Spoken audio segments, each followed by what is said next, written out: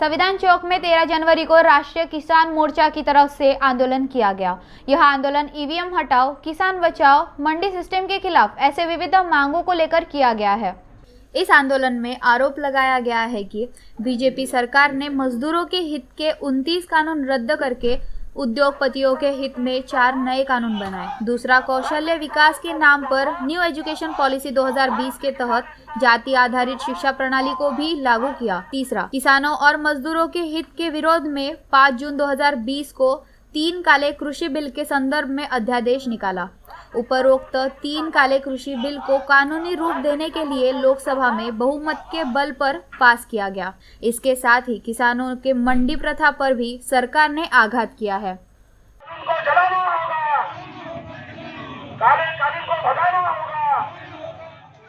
Doctor Patil ji, आप बताइए कि इस मोर्चा का उद्देश्य क्या है? हमारा जो उद्देश्य ये है कि बीजेपी सरकार ने पिछले 50 दिन पहले जो 3 कानून पारित किए तो वो हमारे अर्थात किसानों के और मजदूरों के खिलाफ है,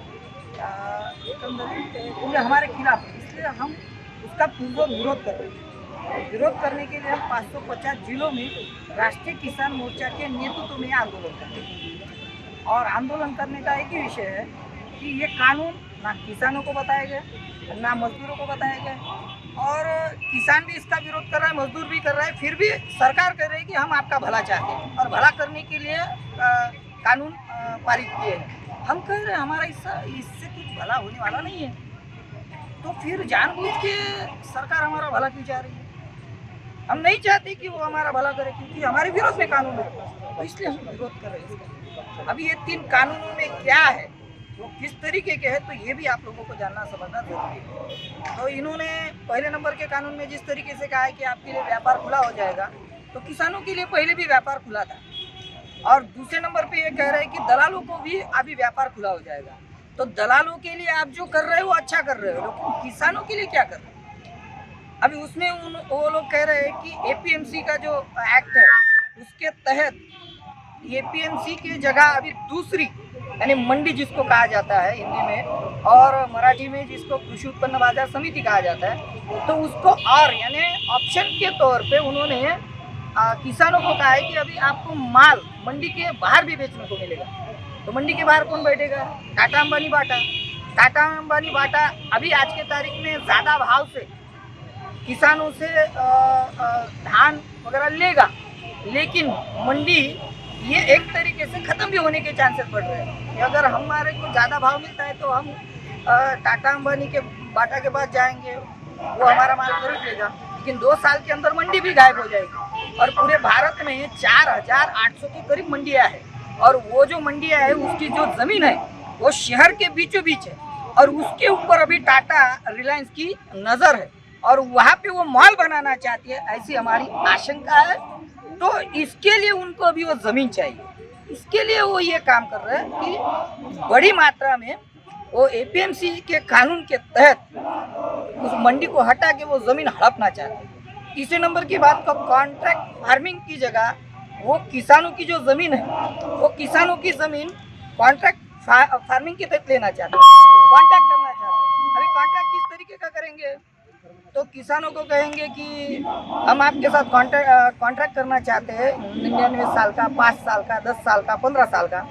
तो किसान वहाँ पे अपनी ज़मीन इन बड़े लोगों को देगा, जिसमें टाटा है, बाटा है, अंबानी है। तो अंबानी को ज़मीन देगा, अडानी को ज़मीन देगा, अडानी वो ज़मीन लेगा और फिर उसको मजदूर चाहिए, तो वहीं पे हमारे जितने लोग हैं, किसान लोग हैं, उनको ही वो मजदूर के तौर पे रखेगा, क्योंकि उन्होंने कहा है कि हम कॉन्ट्रैक्ट फार्मिंग के तहत ज़मीन रखना चाहते हैं।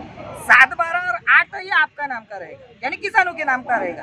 तो हम मालक तो रहेंगे इस देश के, उस ज़मीन के, लेकिन वो जो ज़मीन है उसके ऊपर हम पैर नहीं रख पाएंगे, क्योंकि वो जो ज़मीन है वो कॉन्ट्रैक्ट तौर पे अभी रिलायंस वाला है। तो मतलब आप कॉन्ट्रैक्ट फार्मिंग के खिलाफ है? यकीनन हम उसके खिलाफ है। अच्छा, एक बात और, आप लोग इस मोर्चा में कह रहे थे कि ईवीएम के बारे में भी आप कुछ मांगने रख रहे थे, तो ईवीएम का इसमें आपका किसान मोर्चा में ईवीएम का यकीनन आप अगर जानते हो, समझते हो, तो ये ज़रूर देख लीजिएगा कि 2014, 2004 ये जो मसला है 2004 में कांग्रेस ने ईवीएम लाई, तो कांग्रेस ने बहुत अच्छी तरीके से लोगों के ऊपर कानून थोपे और बीजेपी फुल तरीके से कांग्रेस का सपोर्ट लेके काम कर रही है। तो उनको इतने सारे जो लोग हैं अभी धरने पे बैठे हैं, आंदोलन कर रहे हैं, लेकिन सरकार उनके मुंह पे यानी एक प्रकार से वो कुछ भी ना हिल रहे ना डोल रहे। क्यों नहीं कर रहे ऐसा? क्योंकि उनको पता है कुछ भी करो हम ईवीएम के बदौलत चुन के आने वाले। अगर वो ईवीएम के बदौलत चुन के ही आएंगे तो वो हमारी कहाँ सुनने वाले हैं। इसीलिए हम ईवीएम का विरोध कर रहे हैं। और मैं ही नहीं, जितने भी देश है, ये स्विट्जरलैंड हो या अमेरिका हो या जितने भी जापान वगैरह सब देश है, वो कह रहे हैं कि ईवीएम मशीन ही सबसे बड़ी घोटालेबाज है। यकीनन हमारा बीजेपी को ही टारगेट रहेगा, क्योंकि सेंट्रल गवर्नमेंट के अधीन ही सब कुछ कानून होते हैं। सेंट्रल गवर्नमेंट के अधीन ही सब कुछ कानून होते हैं। वो चाहे तो 6 महीने या 1 वर्ष के बाद, 1 साल के बाद वो स्टेट में या जिस तरीके से उनको लागू करना है वो कर सकते हैं। तो ये जो बड़ी मछली है जिसको हम कहते हैं नरेंद्र मोदी जी या उनके सरकार के तहत जो कुछ भी चल रहा है, वो सब कुछ उनके पास ईवीएम होने की वजह से चल रहा है। तो ये सब मिली भगत चाल हम लोगों को दिख रही है। तो इसके ऊपर गौर करना जरूरी है। इसीलिए हम ये तीनों कानूनों के विरोध में, और जब तक ये वापस नहीं लिए जाते पूरी तरीके से, तब तक हम लोग धरना आंदोलन करेंगे। अगर धरना आंदोलन के बदौलत वो नहीं सुनते हैं तो फिर हम तहसील लेवल का करेंगे।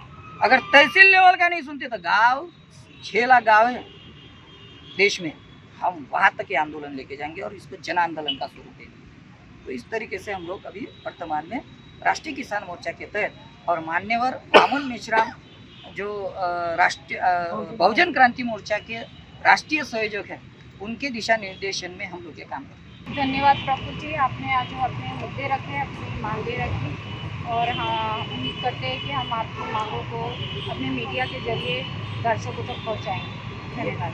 धन्यवाद। चांदनी पाठक, कृषि समृद्धि न्यूज, नागपुर।